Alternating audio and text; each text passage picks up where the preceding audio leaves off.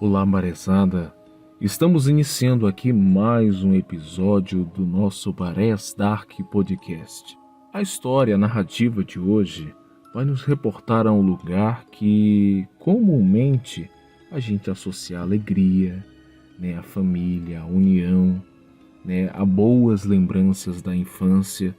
Mas a narrativa de hoje envolve esse lugar, mas não tem tantas alegrias assim. Mas antes de começar a narrativa de hoje, eu peço a vocês que nos sigam na nossa página do Instagram. É só pesquisar lá Barés Dark. Todo episódio novo, inclusive esse, tem uma postagem referente lá. Então segue a página, curte, comenta, compartilha com toda a galera, da ZL ao centro. Se inscreve também no nosso canal do YouTube, porque quem não tem Spotify pode escutar por lá também e, claro, deixar o seu feedback acerca do episódio. Lembrando, gente, se você gostou, comenta, por favor, porque o retorno de vocês é fundamental para que eu possa continuar produzindo essas narrações. Porque muita gente fala depois, que achou massa, pai d'égua, mas eu só descubro muito depois. Então é muito importante que vocês deixem um comentário, seja ele elogiando, seja ele fazendo uma crítica construtiva, porque isso vai engrandecer aqui as narrações, vai engrandecer o nosso trabalho. Com certeza vai ser maravilhoso. E hoje, no episódio Na Casa da Vovó, o maravilhoso tende a não aparecer por aqui. Então vamos abrir uma lata de baré. Já fica a indicação aí para me patrocinar, hein? Patrocinar o podcast. E vamos de história.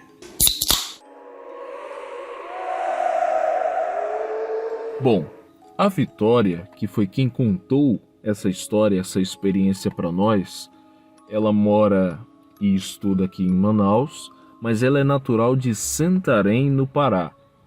A casa da avó dela, que é o palco central hoje da narrativa, fica lá no município de Maués, que é ali na divisa entre o Amazonas e o Pará. Ela conta que existe uma parada sinistra naquela casa. Um lugar que era para ser só de alegrias, ambiente família, que recebe muitas visitas de familiares, vivos ou não. Ela diz que nunca entendeu por que o seu primo sempre se recusou a dormir na casa da avó. Ela achou que era fricote, pavulagem. Quase todas as vezes que eles estavam lá, que ficavam na casa, isso durante o dia, estava tudo certo. Curumim brincava, era mil maravilhas, A gente que já foi criança, na casa da avó sabe que, principalmente se a casa da avó tem quintal, a gente vai se esbaldar, passar o dia correndo, brincando, é isso que a criança quer. Mas só que quando chegava a noite, não importava o horário. Ele queria ir para casa, ele insistia, batia de pé junto que queria pegar o beco e ninguém entendia o porquê dessa ação. O menino estava ali brincando de manhã, mas chegava à noite, ele insistia para ir embora.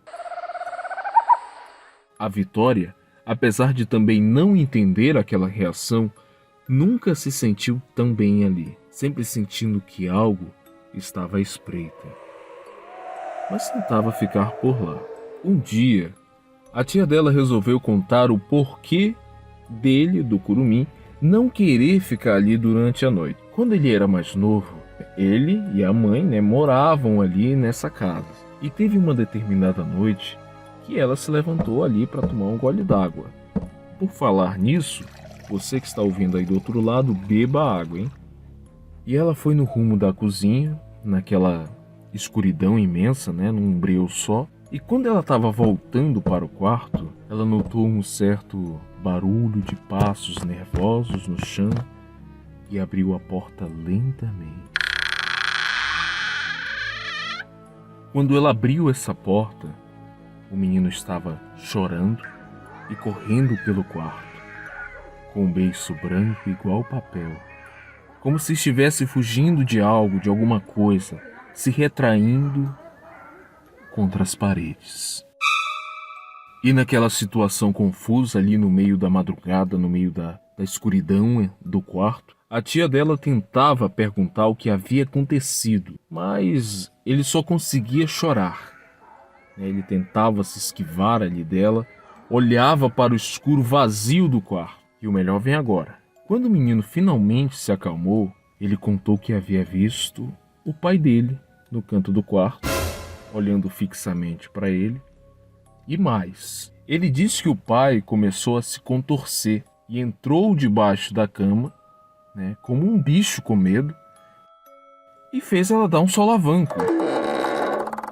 Detalhe, o pai do Curumim, o tio da Vitória, tinha morrido no dia anterior.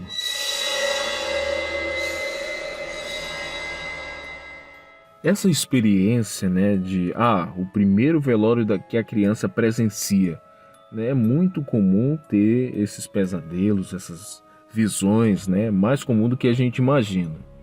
Se você não participou de algum velório quando você era criança, dificilmente você teve uma experiência dessa.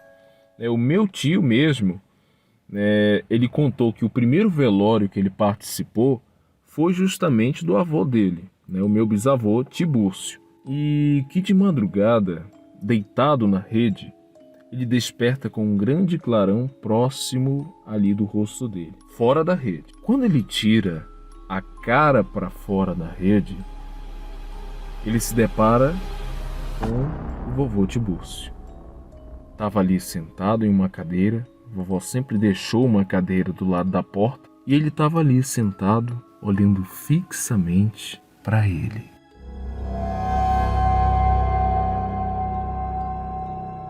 A única ação que ele teve no momento foi de se fechar ali na rede, A criança, quando ela tem esse medo, tá na rede, ela se fecha, segura as beiradas e torce, Ele torceu para que a visagem sumisse dali, do vovô Tibúrcio. E ela sumiu. Até eu mesmo já tive essa experiência quando eu era criança. Isso foi lá em 2009, quando um familiar meu morreu. Eu nunca tinha participado de um velório também. E aí, quando foi de noite, fui dormir, começa um sonho.